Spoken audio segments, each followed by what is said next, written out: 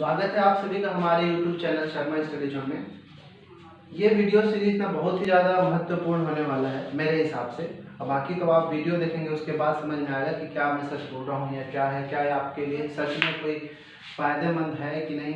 ठीक है, एक्चुअली मैं इस वीडियो सीरीज में हम क्या करने वाले हैं कि जो भारत और छत्तीसगढ़ का इतिहास है, ठीक है ना, भारत का और छत्तीसगढ़ का जो इतिहास है उसको हम एक साथ लेकर आएंगे। क्योंकि क्या होता है, कई बार से जब हम पढ़ते हैं तो हम भारत का इतिहास एक बार कंटिन्यूअस पढ़ रहे हैं, फिर छत्तीसगढ़ का इतिहास एक साथ पढ़ रहे होते हैं। तो जब हम छत्तीसगढ़ का इतिहास पढ़ रहे होते हैं तो हम भारत का इतिहास भूलने लगते हैं। जब भारत का इतिहास पढ़ने लगते हैं तो हम छत्तीसगढ़ का इतिहास भूलने लगते हैं। इस तरह से क्या होता है कि हमारा बहुत सारा चीज़ रिवीजन टाइम में हमको दो अलग अलग बुक से रिवाइज करना पड़ता है, जिससे बहुत ज़्यादा टाइम टेकिंग हो जाता है। तो हम ये कोशिश कर रहे हैं कि दो हम अलग अलग बुक से जो पढ़ते हैं रिवीजन टाइम में, उसमें टाइम हमारा डबल लगता है। क्यों ना वो दोनों जो भी हम पढ़े होते हैं उसको एक ही जगह समराइज कर दिया जाए। इससे ये होगा कि हम एक ही जगह से हम फटाफट उसको रिवाइज कर सकते हैं, उसको अलग अलग जगह से हमको समझने की जरूरत नहीं है बार बार। ठीक है, तो इसमें हम वही काम करने वाले हैं कि भारत का इतिहास और छत्तीसगढ़ का इतिहास उस सबको हम एक साथ लेकर आएंगे, हम उसको एक साथ पढ़ेंगे। ठीक है, तो ये इधर में भारत का इतिहास पढ़ेंगे और इधर में छत्तीसगढ़, दोनों का हम ये कह सकते हैं कि हम तुलनात्मक अध्ययन करेंगे, कंपैरेटिव स्टडी करेंगे कि दोनों में। क्योंकि हमको बहुत सारा चीज पता है। क्या पता है कि जैसे हम बहुत सारी ऐसे भारत के इतिहास की घटनाएं हैं जो छत्तीसगढ़ के इतिहास के हैं कि वो कॉमन टाइम पीरियड में ही घटित हुआ है। तो हम जैसे हम टाइम पीरियड के अकॉर्डिंग पढ़ेंगे कि जैसे एग्जाम्पल के लिए अगर हम देखें कि प्राचीन भारत, क्योंकि हमको पता है इतिहास को हम 3 पार्ट में बांट सकते हैं। इतिहास जो है इसको हम 3 पार्ट में बांट सकते हैं। ठीक है,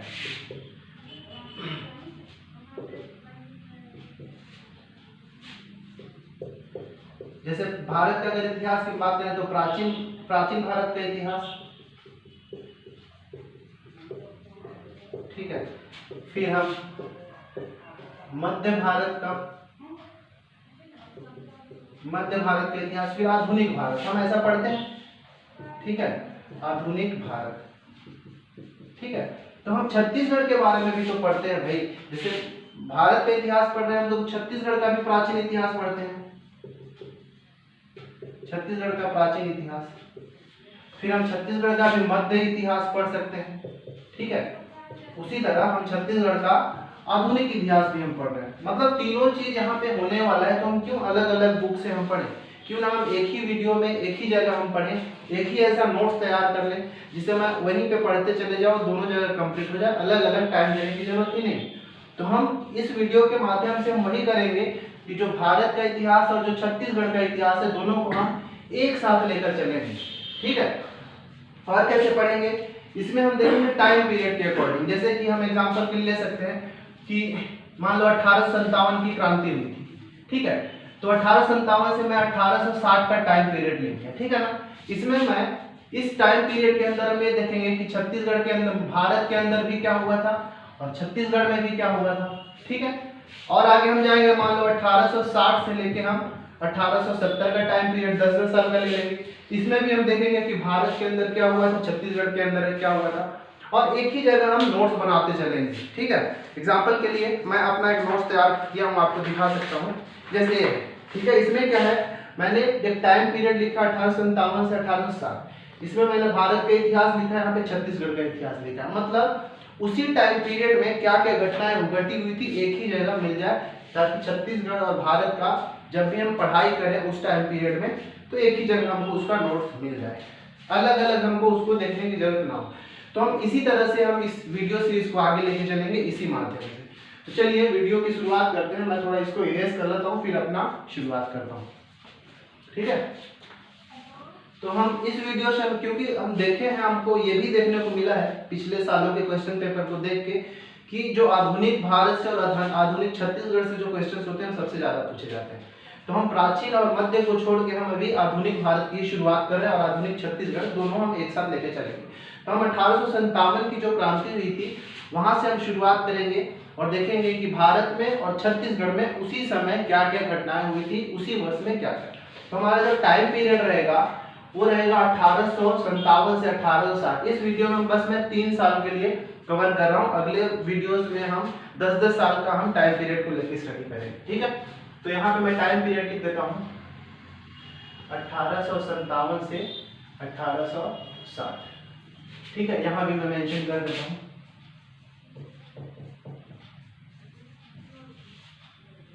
ठीक, तो हम पहले भारत वाले क्वेश्चन को देखेंगे, इसके बाद हम छत्तीसगढ़ वाले को देखेंगे कि क्या क्या हुआ था। तो भारत का इतिहास का मतलब 1857 से शुरुआत करने वाले हैं।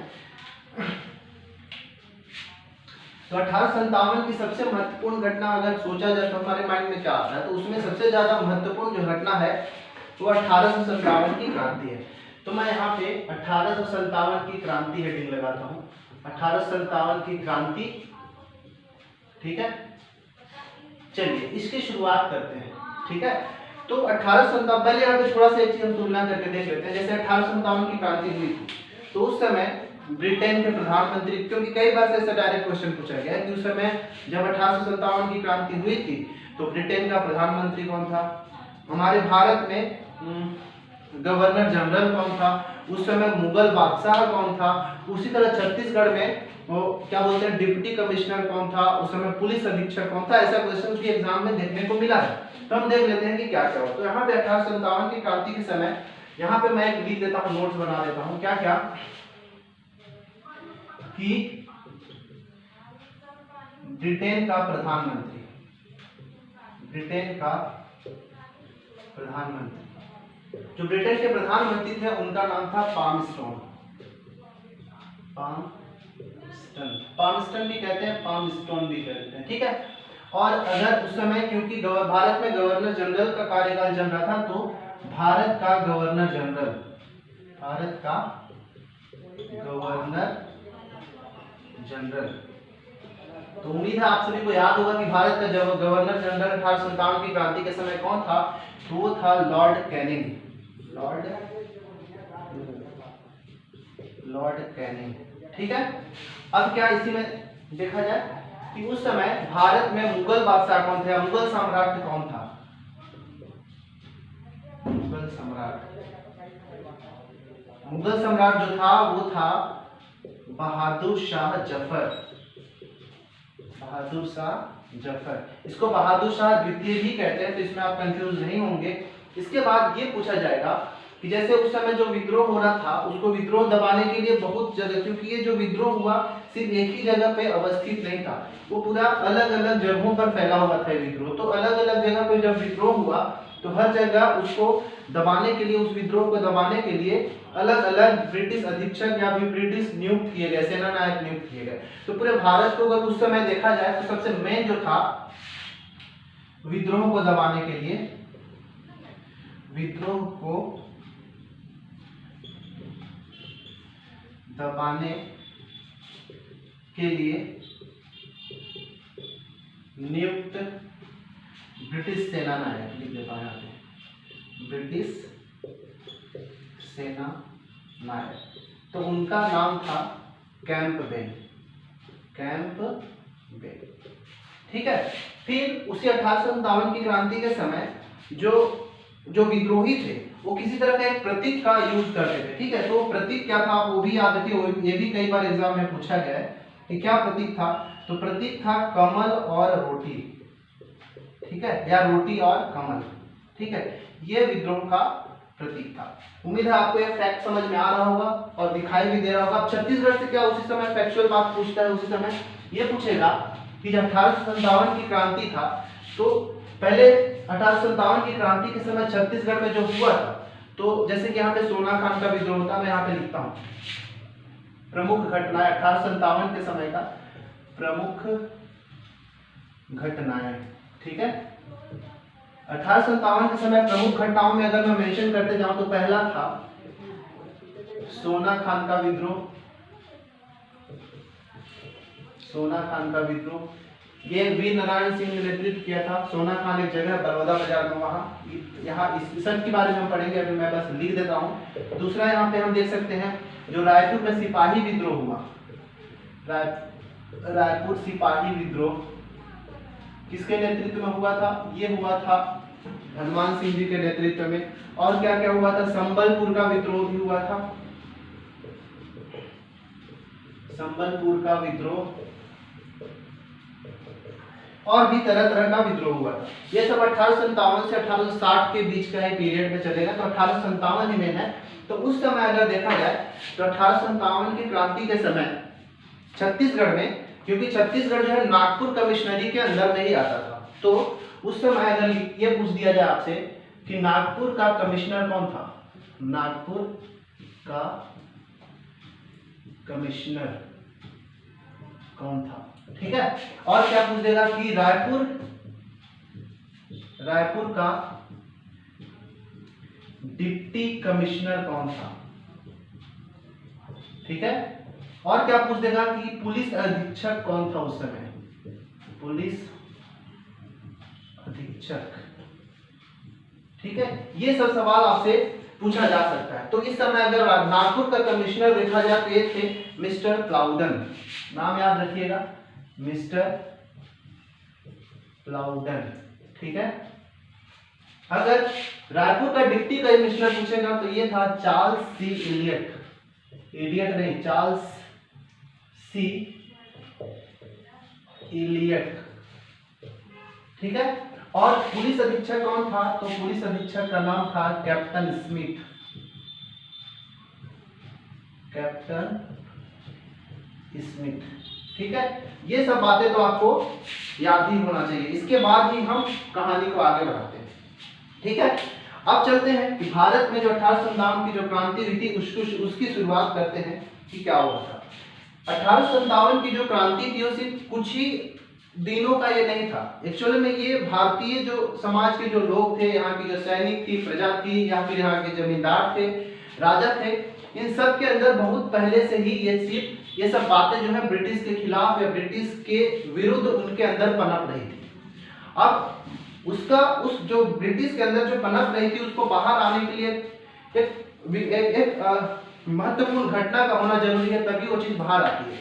तो हम पहले ये देखेंगे कि उस तात्कालिक कारण को देखने से पहले जो पहले का जो इतिहास है, ठीक है, या पहले की क्या क्या ऐसे कारण थे जिसकी वजह से जो भारतीय थे उनके अंदर ब्रिटिश के खिलाफ, उनके ब्रिटिश के विरुद्ध में बहुत सारी भावनाएं पनप रही थी, उन सारी चीजों को देखेंगे, ठीक है। तो हम देखते हैं सबसे पहला क्या हो सकता है। पहला हो सकता है राजनीतिक कारण, ठीक है, राजनीतिक कारण। दूसरा क्या क्या हो सकता है, दूसरा हो सकता है आर्थिक कारण। अभी हम बारी बारी से सबको एक्सप्लेन भी करेंगे, तो अभी मैं एक बार लिख देता हूं पॉइंट्स को। दूसरा है आर्थिक कारण, तीसरा हो सकता है, पहला राजनीतिक कारण, दूसरा आर्थिक कारण, और तीसरा हो सकता है सामाजिक और धार्मिक कारण, सामाजिक धार्मिक कारण। चौथा पॉइंट क्या हो सकता है आप, और हो सकता है सैनिक कारण, मतलब सैनिकों के अंदर भी कुछ ऐसी भावनाएं चल रही थी। सैनिक कारण मतलब कुछ ऐसे कारण थे जो सैनिकों को भी आहत कर रही थी, जो बाद में ये 1857 की क्रांति का विद्रोह का स्वरूप ले लिया। और पांचवा कारण होता है जो मेन जो होगा हमारा तात्कालिक कारण, तात्कालिक कारण, ठीक है। इन सारे पॉइंट्स को हम बारी बारी से समझने की कोशिश करेंगे, ठीक है। मैं इसको एक बार इरेज कर देता हूँ, इसके बाद बारी बारी से एक्सप्लेन। आप इसको चाहो तो आप इसका एक स्क्रीनशॉट ले सकते हैं। इसके बाद अब आप, मैं ये भी उम्मीद करूंगा कि आप भी एक ऐसा नोट्स बनाते चलें जिसमें आधा और आधा दोनों एक ही जगह लिखे हो, ताकि आपको रिवीजन के टाइम बहुत ही सहूलियत हो। चलिए मैं इसको इरेज करके आगे हम इसकी शुरुआत करते हैं। चलिए अब हम देखेंगे कि भारत में जो भारतीय इतिहास में जो 1857 की क्रांति हुई उसके जो कारण थे, जो हमने अभी पहले डिस्कस किया कि राजनीतिक कारण, आर्थिक कारण, सामाजिक धार्मिक कारण, सैनिक कारण और तात्कालिक कारण, ये सारे कारण हो सकते हैं। तो इन सारे पॉइंट्स को हम बारी बारी से एक बार समझते हैं और आप इसको लिख भी सकते हैं अपने वर्ड्स में, ठीक है। समझने की कोशिश करते हैं। राजनीतिक कारण के अंदर में क्या होगा कि जब भी ब्रिटिश सरकार या ब्रिटिश कंपनी की भारत में स्थापना हुई, तो स्थापना के बाद उन्होंने कई सारे ऐसे राजनीतिक गतिविधियां, राजनीतिक एक्टिविटीज को लेकर आए जो यहाँ के लोगों के लिए बहुत ही भारी पड़ा, ठीक है, जिससे उनके अंदर बहुत ही एक अलग ही तरह की भावनाएं पैदा होने लगी। क्योंकि यहाँ के जो इन राजनीतिक कारण से यहाँ से जमींदार हो गए या शासक हो गए, राजा हो गए, सबको परेशानियों को झेलना पड़ा। क्या क्या हो सकता है, जैसे अगर हम देखें तो 1764 में क्या कि 1764 में वेलेजली में 1764 में बक्सर का युद्ध हुआ था, ठीक है। उस बक्सर के युद्ध के बाद वेलेजली ने एक सहायक संधि की नीति लाई थी, सहायक संधि, ठीक है, सहायक संधि की नीति लाई थी। इस नीति के अनुसार जो भारतीय राजा होते थे उन्हें जो ब्रिटिश कंपनी के अधीनता को स्वीकार करना होता था या उनसे सहायक संधि करना होता था, ठीक है। और क्या क्या आ सकता है, और देख सकते हैं कि जैसे जब 1856 में जब लॉर्ड डलहौजी का कार्यकाल आया तो उसने क्या लाया था यहाँ पे लॉर्ड डलहौजी हड़प नीति लाया था, हड़प नीति, ठीक है। हड़प नीति को ही व्यापकगत सिद्धांत कहते हैं, व्यापकगत सिद्धांत, व्यापकगत का सिद्धांत, ठीक है। ये 1848 से 1856 तक चला, ठीक है। इसमें क्या हुआ, इस सिद्धांत के अनुसार जो भारतीय राजा या शासक होते थे जिनके खुद के पुत्र नहीं होते थे, दत्तक पुत्र होते थे, उनको आगे का शासन करने के लिए अनुमति नहीं दी जाती थी। और इसी नीति के अनुसार ये जो डलहौजी का हड़प नीति आया था, उसी नीति के अनुसार जो बहुत सारे ऐसे जमींदारी या राज्य या शासक बोल सकते हो, जिसमें हम बोल सकते हैं सतारा, ठीक है, संबलपुर, अवध, झांसी, इन सारे को इस हड़प नीति के तहत अपने ब्रिटिश कंपनी के या ब्रिटिश राज्य में मिला लिया गया, जिससे यहाँ के जो लोग थे, यहाँ के जो शासक हुआ करते थे, वो ब्रिटिश सरकार के इस नीति से बहुत ही नाखुश थे, ठीक है। और हम देख सकते हैं कि 1856 में अवध का जो नवाब था, क्या नाम था उनका, वाजिद अली शाह, वाजिद अली शाह, ठीक है। इनको क्या किया गया, कुशासन का आरोप लगाकर इनकी जो अवध का साम्राज्य था उसको ब्रिटिश सरकार में मिला दिया। यहाँ पर मैं लिख देता हूं कुशासन का आरोप, कुशासन का आरोप, ठीक है। ये सब जो कारण थे वो राजनीतिक कारण के अंदर में आ सकते हैं, जिसकी वजह से यहाँ जो राजा हो गए, यहाँ के शासक हो गए, जमींदार हो गए, वो ब्रिटिश क्रियाकलापों के विरुद्ध चले गए और उनकी जो भी नीतियां आ रही थी उनके विरुद्ध हो गए, ठीक है। ये था राजनीतिक कारण। अब हम देखेंगे कि जो आर्थिक कारण क्या क्या था जिसकी वजह से यहाँ के लोग आहत हुए। तो आर्थिक कारणों में अगर हम देखें तो इसमें बहुत तरह के जो ब्रिटिश सरकार थी, ब्रिटिश कंपनी थी, यहाँ से ज्यादा पैसा वसूलने के लिए, धन कमाने के, क्योंकि उनका मेन मकसद यही होता था कि कैसे ज्यादा से ज्यादा पैसा यहाँ से कर वसूला जाए ताकि उसको ब्रिटिश सरकार को वहां पे ब्रिटेन भेजा जा सके, ठीक है। तो इसकी वजह से जो आर्थिक कारण के अंदर में हम ये देख सकते हैं कि उन्होंने करों में बहुत भरपूर वृद्धि की, ठीक है, करों में उन्होंने वृद्धि किया। इस वृद्धि से ये उस समय अगर अकाल की परिस्थितियां भी होती थी तब भी ये करों की वृद्धि में कटौती नहीं करते थे, उनका फिक्स होता था कि इतना लगान वसूल करना ही है। अगर आपको देखना है तो लगान मूवी आप देख सकते हैं, ठीक है, ये हो सकता है। साथ ही साथ जब कर में वृद्धि हो गया, कर में वृद्धि की तो हुआ ही था, साथ ही साथ यहाँ की जो कृषि थी, कृषि और उद्योग भी ठप पड़ा हुआ था उस समय, कृषि और उद्योगों में गिरावट, ठीक है, कृषि और उद्योग में भी गिरावट हो गया था, जिसकी वजह से बेरोजगारी बढ़ रही थी। साथ ही साथ यहाँ पे अकाल की भी स्थिति हो गई थी, अकाल की स्थिति।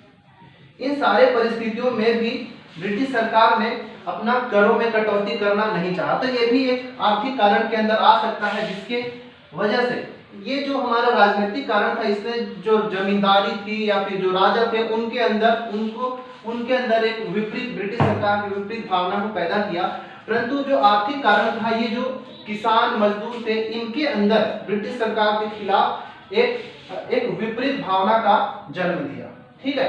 अब हम देखते हैं कि धार्मिक कारण के अंदर क्या क्या हो सकता है। हमने 2 पॉइंट्स को देख लिया हुआ है, सामाजिक धार्मिक कारण के बारे में जानते हैं।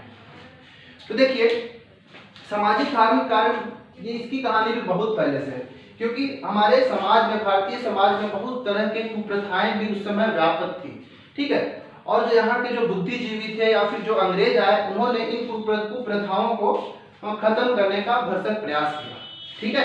उन्हीं में से कुछ इस प्रकार था कि सामाजिक धार्मिक कारण के अगर हम अंदर जाएं तो इसमें हम देखते हैं कि सती प्रथा का अंत, सती प्रथा का अंत, ठीक है।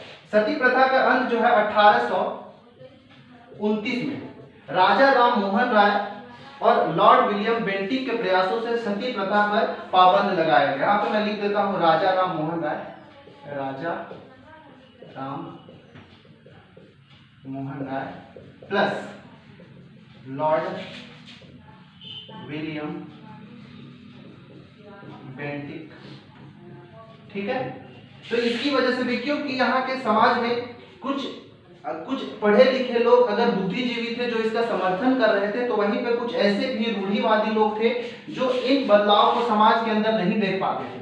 उनके अंदर ये सती प्रथा का अंत करना उनके लिए, उनके खिलाफ जाना हो गया, ठीक है। और भी हम देख सकते हैं कि 1856 या 57 के आसपास लॉर्ड कैनिंग जब गवर्नर जनरल बन गया तो उसने क्या किया, एक विधवा पुनर्विवाह का आरंभ किया, ठीक है। जो ये भी उनके लिए एक, यहाँ पे मैं लिख देता हूं पहले, विधवा पुनर्विवाह, विधवा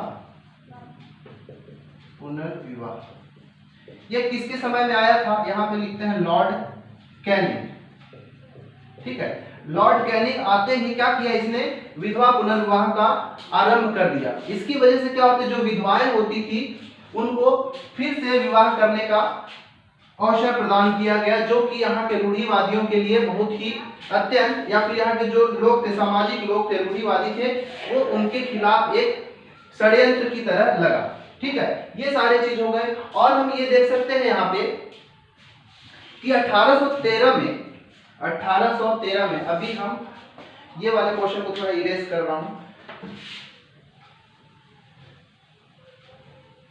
अभी हम सामाजिक धार्मिक कारण ही देख रहे हैं। तो सामाजिक धार्मिक कारण के अंदर ही अगर हम देखें तो 1813 में एक चार्टर एक्ट आया, ठीक है, चार्टर एक्ट। इस चार्टर एक्ट के तहत जो ईसाई मिशनरियां थी, ठीक है, उनको भारत में अपने ईसाई धर्म के प्रचार प्रसार के लिए अनुमति मिल गई, ठीक है। ईसाई धर्म का प्रचार प्रसार की अनुमति मिल गई और वे जो ईसाई थे वो जमकर ईसाई धर्म का प्रचार हमारे भारत में करने लगा। जो लोगों के अंदर, जो यहाँ पे हिंदू मुस्लिम जो बहुत पहले से बसे हुए थे उनको लगने लगा कि एक नए तरह की जो धर्म को स्वीकार करना उसके लिए मुश्किल होते जा रहा था उन सभी के लिए, क्योंकि इनकी जो सोच थी एकदम पाश्चात्य तरह की सोच थी, जो कि यहाँ की पुरानी जो धार्मिक रीति रिवाज थे उसके खिलाफ था। ये भी क्या किया, जो यहाँ के लोगों में उनके खिलाफ एक विपरीत भावना का प्रदर्शन किया, विपरीत भावना पैदा करने का काम किया। तो ये सारा था हमारा सामाजिक धार्मिक का कारण। अब अगर अगला हम कारण देखें तो वो है सैनिक कारण, ठीक है, सैनिक कारण।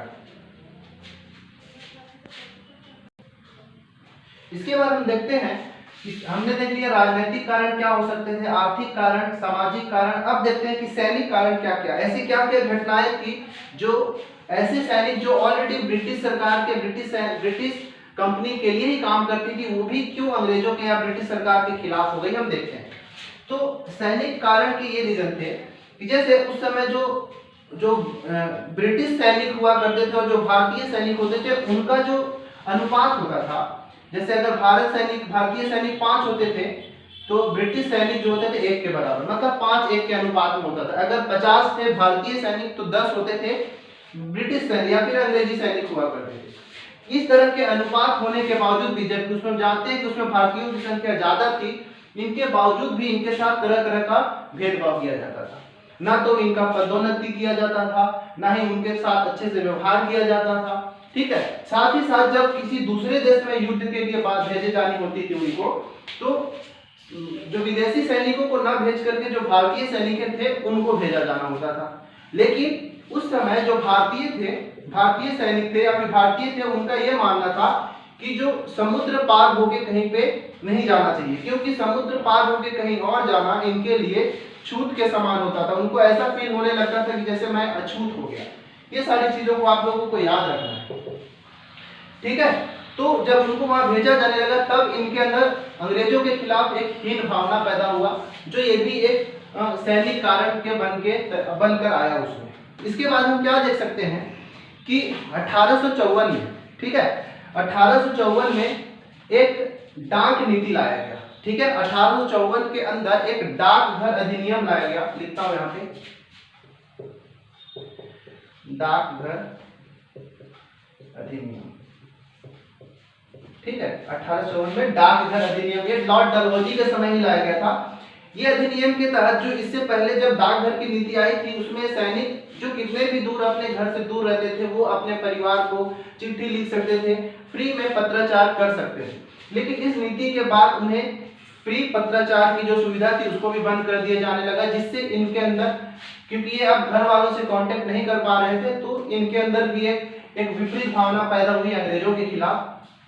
इसके बाद हम ये और कह सकते हैं कि जब 1856 में हमने देखा कि अवध को 1856 में अवध को कुशासन का आरोप लगाकर जब उसको ब्रिटिश कंपनी में मिला लिया गया, तो क्योंकि ज्यादातर उस समय जो ब्रिटिश कंपनी में भारतीय सैनिक होते थे वो अवध बंगाल साइड से ही होते थे, तो जब इनको मिला लिया तो इन यहाँ से जो सैनिक थे, जो ब्रिटिश कंपनी के अंदर जो भारतीय सैनिक थे, उनके अंदर एक ऐसी भावना रखने लगी कि हमारा जो साम्राज्य है जहाँ पर उनके परिवारजन रहते हैं, उनको जब ब्रिटिश सरकार में मिला लिया गया तो इनके अंदर एक और ही गलत तरीके का भावना पैदा हुआ, जो कि अंग्रेजों के विपरीत ही थी। तो ये बहुत सारा ऐसा रीजन है जो सैनिक कारण है, और ये सैनिक कारण आगे जाकर 1857 की क्रांति में एक अहम भूमिका थी, जिसकी वजह से विद्रोह हुआ। इसके बाद जो लास्ट है हम देख सकते हैं तत्कालिक कारण, और इस पॉइंट को समझना बहुत ही जरूरी है, ठीक है। अब 1857 की जो तत्कालिक कारण है वो देखते हैं, ठीक है। इसकी शुरुआत करते हैं। यहां तक हम उम्मीद है आपको बहुत अच्छे से समझ में आ रहा होगा। अब हम देखते हैं कि इसका तत्कालिक कारण क्या था, ठीक है। अब बात आती है दिसंबर 1856 की। दिसंबर 1856 की। इस समय क्या हुआ था, अंग्रेजों ने एक नई तरह का ही एक राइफल लेकर आया था। इससे पहले क्या चलता था, ब्राउन बेस, इससे पहले ब्राउन बेस राइफल होता था जिसका प्रयोग किया जाता था सैनिकों के द्वारा। लेकिन दिसंबर 1857 के बाद एक नई तरह का राइफल आया जिसको बोला जाता है एनफील्ड राइफल। एनफील्ड राइफल, ठीक है। इस एनफील्ड राइफल को दांत से काटना होता था, इसके कारतूस को दांत से काट कर इसके बाद लोड करके इसको छोड़ा जाता था। या ये भी कहा जाता था कि उस कारतूस को जंग लगने से बचाने के लिए उसके ऊपर गाय और सुअर की चर्बी का लेप चढ़ा दिया जाता था, ताकि उसके ऊपर जंग ना लग सके, ठीक है। अब ये वाला जो था 1857 की जो नई राइफल आई, जिसमें गाय और सुअर की चर्बी का एक अफवाह फैला दिया गया, ठीक है। और ये अफवाह जो है धीरे धीरे हर तरफ जहां भी ब्रिटिश कंपनी थी वहां ये बातें जो है फैलने लगी। अब हमको पता है कि जो ये गाय और सुअर की चर्बी, ये उस समय जो ब्रिटिश सैनिक में जितने भी भारतीय सैनिक थे, चाहे वो हिंदू या मुसलमान हो, उन दोनों की भावनाओं को ही ठेस पहुंचेगा। वहीं जो गाय है हिंदुओं के लिए माता के समान होता है, वहीं जो सुअर होता है उसको मुस्लिम धर्म अपने मुंह से बोलना भी स्वीकार नहीं करती थी, ठीक है। ये दोनों की वजह से ही ये दोनों की बात को ही मतलब ये जो बात हुई, ये घटना हुई, ये दोनों की वजह से ही उस समय जो मुस्लिम और हिंदू सैनिक थे वो दोनों बहुत ही आहत थे, ठीक है, जो एक क्रांति का स्वरूप लेने के लिए बहुत ही पर्याप्त था। अब क्या हुआ, क्योंकि इतने बहुत पहले से इन सारे कारण की वजह से यहाँ की जब सैनिक हो या फिर मजदूर हो, किसान हो या फिर शासक हो, सबके अंदर अंग्रेजों के खिलाफ भावनाएं पैदा हो रही थी।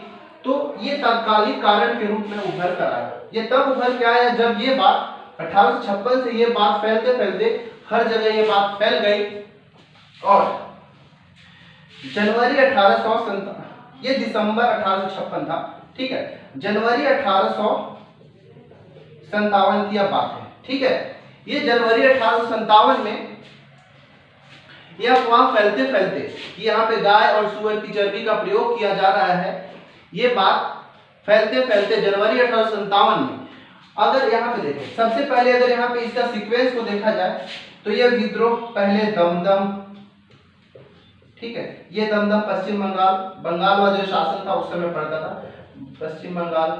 दमदम के बाद अगर देखा जाए तो बहरामपुर, ठीक है, बहरामपुर के बाद जो हमारा बैरकपुर छावनी है, बैरकपुर छावनी, ठीक है, ये बैरकपुर छावनी तक पहुंच गए जनवरी 1857 तक। अब जब बैरकपुर पहुंच गए तो बैरकपुर की छावनी तक पहुंचने के बाद यहाँ की जो मेन घटना है मंगल पांडे की घटना, यहाँ पे मंगल पांडे जी की एंट्री हो गई है। ठीक है, ठीक है, तो मंगल पांडे के बारे में जानते हैं, इसको मैं एक बार इरेज करता हूं।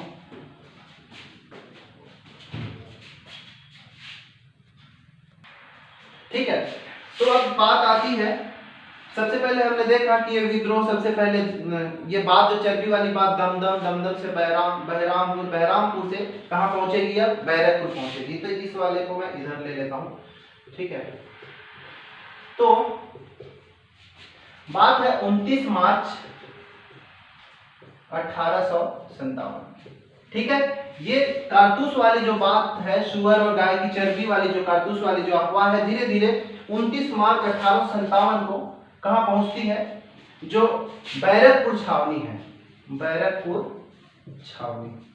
ठीक है, वहां पर 34वें रेजिमेंट में, ठीक है, 34वें रेजिमेंट में एक सिपाही थे जिनका नाम था मंगल पांडे। ठीक है, मंगल पांडे ने क्या किया, इस कारतूस का प्रयोग करने से मना कर दिया, और साथ ही साथ क्या हुआ, वहां पे क्या बोलते हैं, इसके कारतूस के प्रयोग से मना कर दिया, और वहां पे दो ब्रिटिश अधिकारी थे।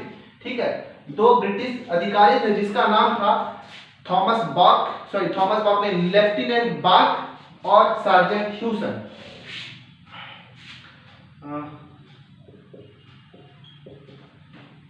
लेफ्टिनेंट बॉक और सार्जेंट ह्यूसन। ठीक है, इन दोनों को इन्होंने क्या कर दिया, गोली मार के घायल कर दिया। ठीक है, इन दोनों ने क्या किया, मंगल पांडे ने लेफ्टिनेंट बॉक और सर्जेंट ह्यूसन को गोली मारकर इन दोनों की हत्या कर दी। इसके बाद, इस घटना के बाद क्या किया गया, मंगल पांडे को पकड़कर और सरेआम 8 अप्रैल 1857 को इनको फांसी दे दी। ठीक है, ये घटना तो है धीरे धीरे आग की तरफ फैलने लगी, और ये घटना जो 1857 के क्रांति के रूप में उभरी, धीरे धीरे बहुत ही जगहों पर, बहुत सारे स्थानों पर ये शुरू हो गया, जिसमें से अब क्या होने वाला है, मंगल पांडे के 8 अप्रैल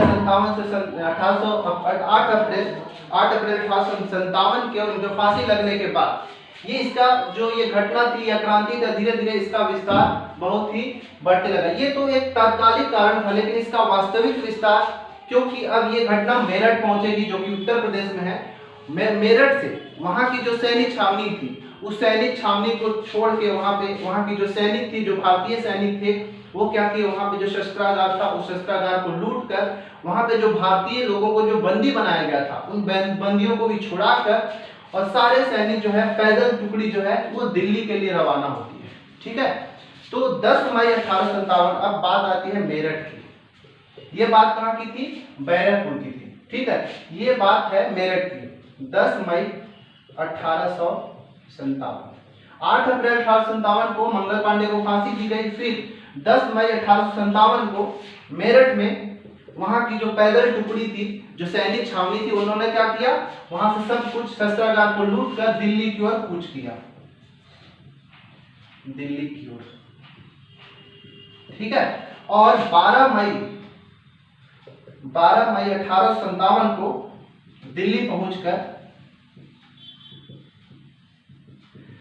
पहुंचा, और उन्होंने क्या किया, वो जो पूरे सैनिक थे, सैनिक का जो दल था, बहादुर शाह जफर को, बहादुर शाह जफर द्वितीय को अपना नेता स्वीकार किया, अपना नेता स्वीकार किया।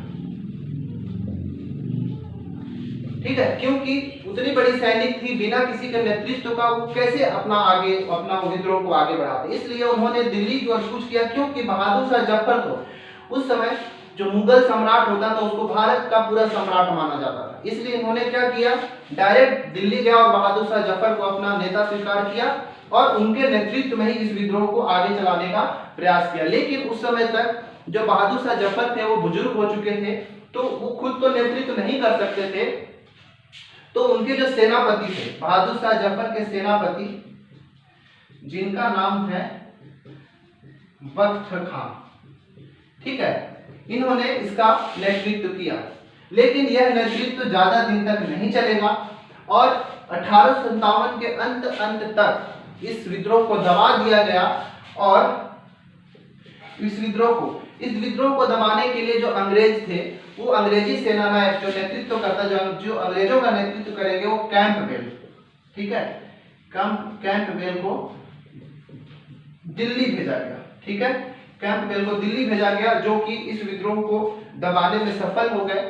और यहां से बहादुर शाह जफर को पकड़कर उनको रंगून के लिए निर्वासित कर दिया जाता है। यहाँ पे लिख देता हूं, रंगून निर्वासित किया जाता है। ठीक है, फिर बाद में उनका वहीं पर मृत्यु हो जाती है। तो ये तात्कालिक कारण था। अब ये विद्रोह सिर्फ मेरठ तक ही नहीं रह गया, ये बिहार के बाद लखनऊ, झांसी, फिर जयपुर, बाकी बहुत सारे इलाकों पर भी इसका देखने को मिलता है, जिसको हम इसको मैं इरेज करने के बाद एक चार्ट प्रिपेयर कर दूंगा। उस चार्ट के माध्यम से हम समझ लेंगे कि इसका नेतृत्व किसने किया, कहाँ किया, और उसको उस विद्रोह को दबाने के लिए कौन सा अंग्रेजी सैनिक था, सेना नायक, जो वहां पे अपना प्रतिनिधित्व कर रहे थे। चलिए इसको मैं इरेज करके करता हूँ।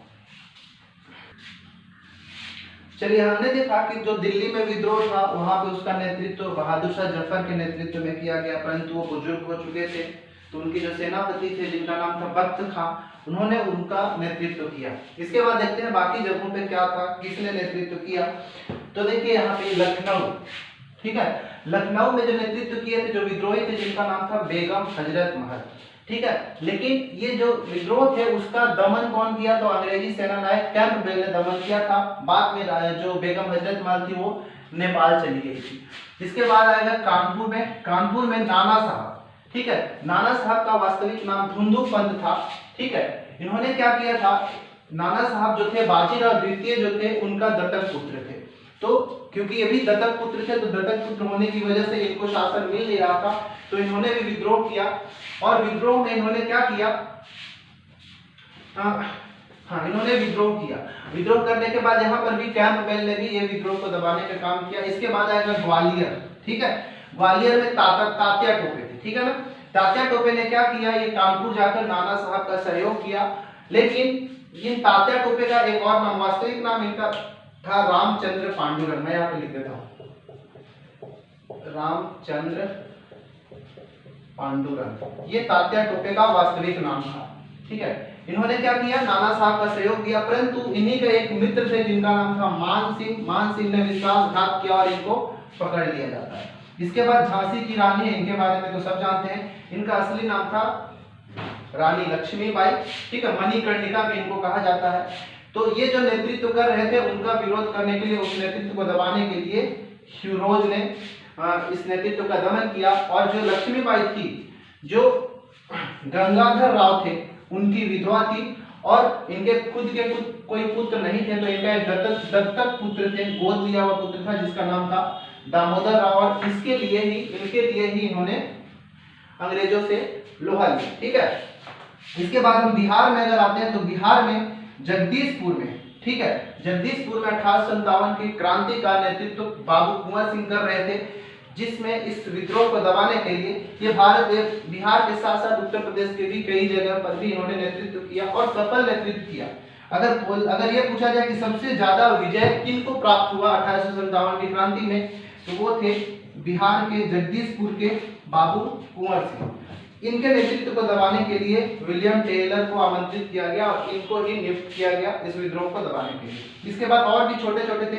पटना में जाएंगे तो पीर अली, ठीक है, एक पुस्तक विक्रेता थे, इन्होंने यहाँ पे नेतृत्व किया। इसके बाद बरेली में खान बहादुर खान। यूपी में जितना भी हुआ है, यूपी के आसपास जितना भी विद्रोह हुआ उसको दबाने के लिए कैंपबेल को ही नियुक्त किया गया था।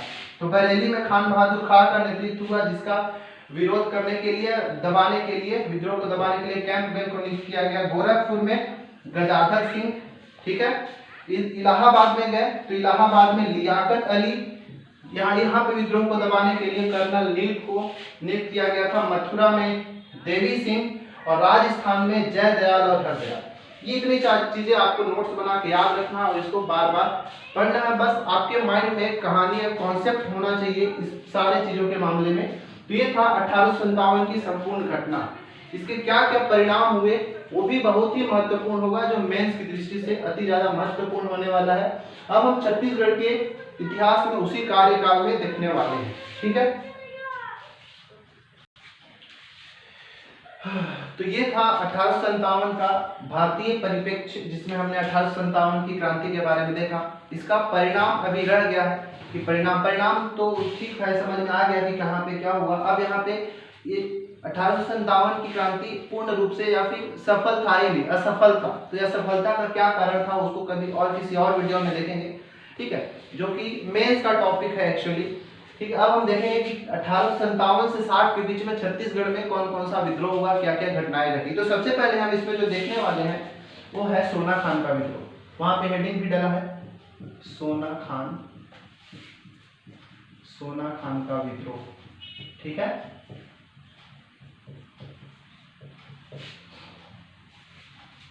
तो सोना खान का विद्रोह, सोना खान एक जगह है, ये कहाँ है, ये जगह हमारा बलौदा बाजार में है, बलौदा बाजार, ठीक है। यहाँ के जो जमींदार थे उनका जमींदार का नाम था, मतलब इस पूरा विद्रोह का नेतृत्व कौन करता था, तो नेतृत्व करता था जिनका नाम था वीर नारायण सिंह। वीर नारायण सिंह ये बहुत ही दयालु किस्म के एक जमींदार थे, जो कि सोना खान के जमींदार थे। उस समय सोना खान में या उस आसपास के इलाके में बहुत ही भीषण अकाल पड़ा हुआ था। लोग खाने के लिए त्रस्त हो गए थे। तो उनके खाने की भरपाई कहाँ से किया जाए, ठीक है। तो उसको खाने की भरपाई को करने के लिए, उसको पूरा करने के लिए कसडोल, अब यहाँ पे जो कहानी शुरू हो रही है, कसडोल में एक व्यापारी था या बनिया बोलो, जिनका नाम था माखन लाल, ठीक है, माखन लाल बनिया थे, ठीक है। इनके गोदाम को क्या कर लिया गया, इन्होंने लूट लिया, ठीक है। लूट कर वहां की जो अकाल पीड़ित जनता थी उन सब में उसको बांट दिया। बांटने के बाद इन्होंने क्या किया, क्योंकि मैंने शुरुआत में ही बताया कि छत्तीसगढ़ में उस समय पुलिस अधीक्षक कौन था, चार्ल्स एलियट था, ठीक है। कमिश्नर कौन था उस समय छत्तीसगढ़ का, डिप्टी कमिश्नर था चार्ल्स एलियट, और जो पुलिस अधीक्षक था या अधिकारी था उसका नाम था कैप्टन स्मिथ। तो ये माखन लाल, जब इसका गोदाम लूट लिया गया तो ये भागते भागते रायपुर पहुंचता है। रायपुर जाने के बाद ये मिलता है चार्ल्स एलियट तथा कैप्टन स्मिथ, हाँ चार्ल्स एलियट से मिलता है। तो इन्होंने आदेश दिया चार्ल्स एलियट ने कि जो वीर नारायण सिंह है उनको गिरफ्तार कर लिया जाए और 24 अक्टूबर 1856, ठीक है, 24 अक्टूबर 1856 को पहली बार वीर नारायण सिंह को गिरफ्तार कर लिया जाता है, ठीक है।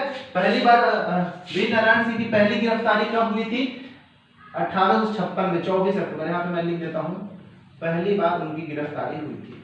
अब ये क्या किया, इनको गिरफ्तार करके रायपुर के जेल में रखा गया। इन्होंने क्या किया, ये भी लिख देता हूँ कहाँ, रायपुर के जेल में रखा गया। इनको गिरफ्तार किया गया था संबलपुर से, ठीक है ना। कहाँ से गिरफ्तार किया गया, तो यहाँ से लिख लेते हैं, कहाँ से गिरफ्तार किया गया, तो संबलपुर, जो वर्तमान उड़ीसा में पड़ता है। और रखा कहाँ गया जेल में, रायपुर के जेल में रखा गया, ठीक है। रायपुर के जेल में उनको रखा गया। वहां पर उन्होंने क्या किया, सुरंग बना के वहां से वो क्या किए, फरार हो गए। फरार होके फिर वापस चले गए। वापस जाने के बाद चार्ल्स इलियट ने क्या किया, उनकी जो सेनापति थे बोल सकते हो, या फिर पुलिस अधीक्षक थे जिनका नाम था कैप्टन स्मिथ को वापस भेजा जाता है कि वो क्या करें, जो सोना खान के जो जमींदार है वीर नारायण सिंह, उनको पकड़ा जाए, उनको फिर से गिरफ्तार किया जाए।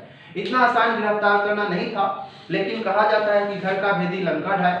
तो कुछ ऐसे जमींदारी थे उनके आसपास के जिन्होंने क्या किया, वीर नारायण सिंह का साथ न देने के बजाय अंग्रेजों का साथ देना ज्यादा अच्छा समझा।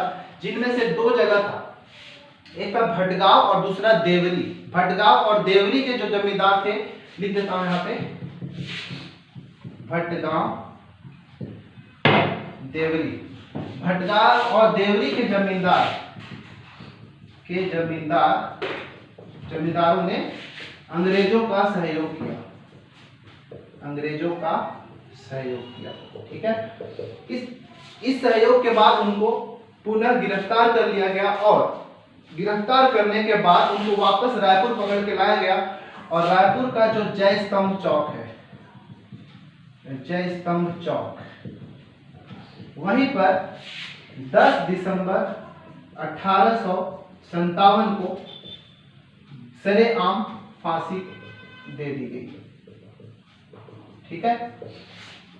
किसके कहने पर, तो इसको जो फैसला सुनाने वाला था वो चार्ल्स इलियट था। चार्ल्स इलियट के फैसले पर वीर नारायण सिंह को जय स्तंभ चौक में 10 दिसंबर 1857 को फांसी दे दी जाती है। इस तरह से जो वीर नारायण सिंह थे वो छत्तीसगढ़ के प्रथम शहीद माने जाते हैं, छत्तीसगढ़ के प्रथम शहीद माने जाते हैं, ठीक है। ये था पूरा सोना खान का विद्रोह। और एक चीज याद रख सकते हैं, रख लीजिए, जो वीर नारायण सिंह थे वो बिंझवार जाति के थे, ठीक है। ये था पूरा सोना खान का विद्रोह। उम्मीद है आपको समझ में आया होगा। अब सोना खान के विद्रोह के बाद हम बढ़ते हैं कि जो रायपुर में जो सैन्य विद्रोह हुआ था हनुमान सिंह के नेतृत्व में, उसके बारे में हम थोड़ा सा चर्चा कर लेते हैं, ठीक है। इसको मैं थोड़ा इरेज कर देता हूँ। चलिए, सोना खान का विद्रोह हो गया, उसके बारे में हम जान लिए। अब हम देखते हैं रायपुर के सिपाही विद्रोह के बारे में जानते हैं। इसका जो नेतृत्व किया था, तो नेतृत्वकर्ता जो थे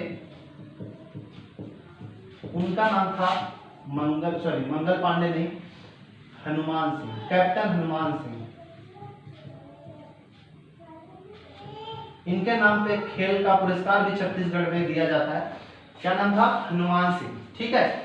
ये एक बैसवाड़ा एक जगह है, वहां के राजपूत थे, बैसवाड़ा के राजपूत, ठीक है। अब देखिए क्या हुआ, क्योंकि ये एक सेना थे, ये जो रायपुर का जो रेजिमेंट था, तीसरी बटालियन, ठीक है ना, तीसरी बटालियन में, यहां लिख देता हूं, तीसरी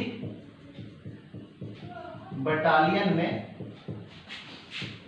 रेजिमेंट लश्कर के पद पर थे, रेजिमेंट लश्कर के पद पर थे, ठीक है।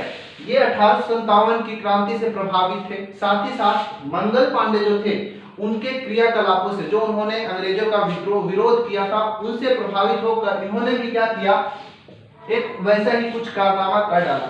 इन्होंने क्या किया कि 19 जनवरी 1858, बात 1857 की नहीं, ये घटना 1857 में हुई थी, लेकिन ये रायपुर में सिपाही विद्रोह जो हुआ 1858 में, ठीक है। डेट याद रखना है आपको, डेट क्या है, 19 जनवरी 1858, 19 जनवरी 1858। इस दिन क्या किया इन्होंने, हनुमान सिंह ने क्या किया, जो सार्जेंट सिडवेल था, ठीक है, सार्जेंट सिडवेल, इनकी हत्या कर दिया। इन्होंने, हनुमान सिंह ने सार्जेंट सिडवेल की हत्या कर दिया और रायपुर से फरार हो गए। ये तो फरार हो गए, लेकिन हुआ ये कि 17 सिपाहियों को, जो कि इनके सहयोगी थे, उन 17 सिपाहियों को पकड़ के 22 जनवरी 1858 को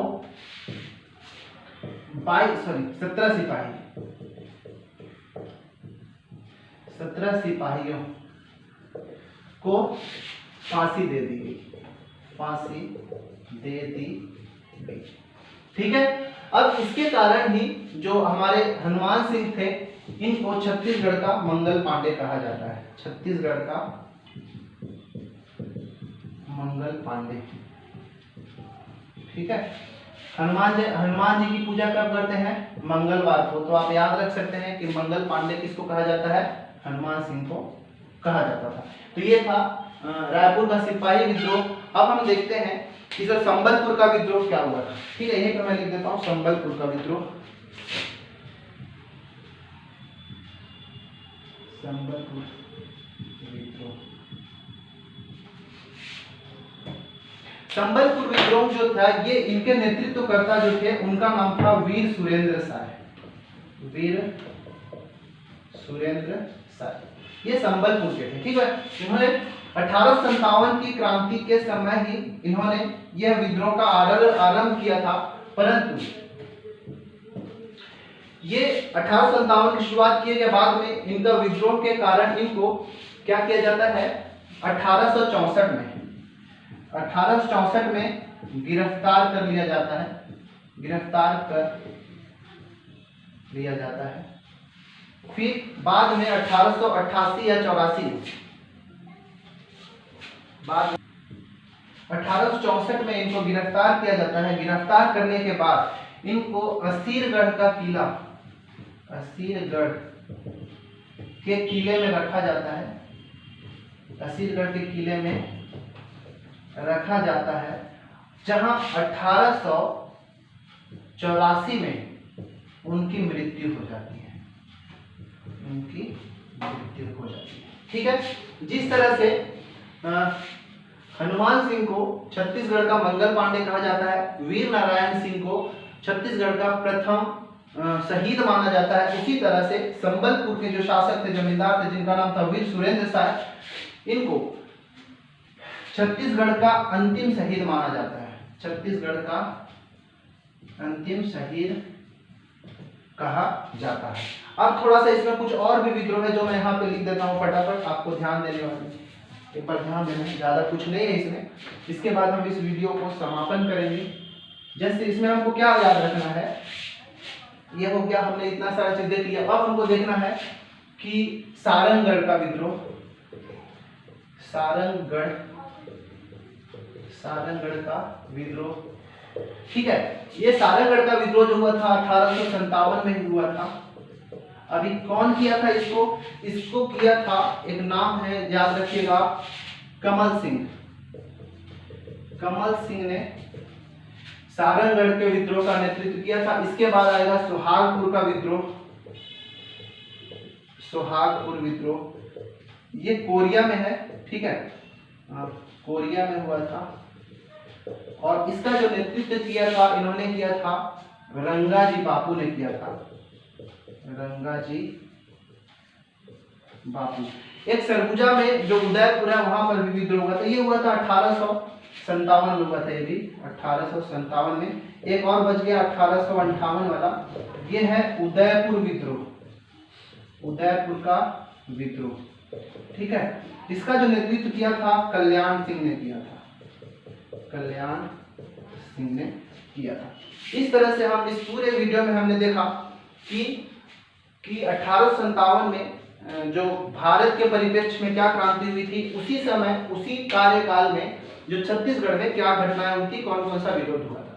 तो हम सारे वीडियो जो आगे इस वीडियो सीरीज आने वाला है इतिहास का, हम इसमें इसी तरह देखने वाले हैं कि दोनों उसी टाइम पीरियड में छत्तीसगढ़ और भारत में दोनों में क्या क्या घटनाएं हुई थी। इस तरह से अगर हम पढ़ेंगे तो हमको बहुत अच्छे से, हमको दो अलग अलग बुक प्रीफर करके रिवीजन करने की जरूरत नहीं है, एक ही समय में हम दोनों को रिवाइज कर सकते हैं।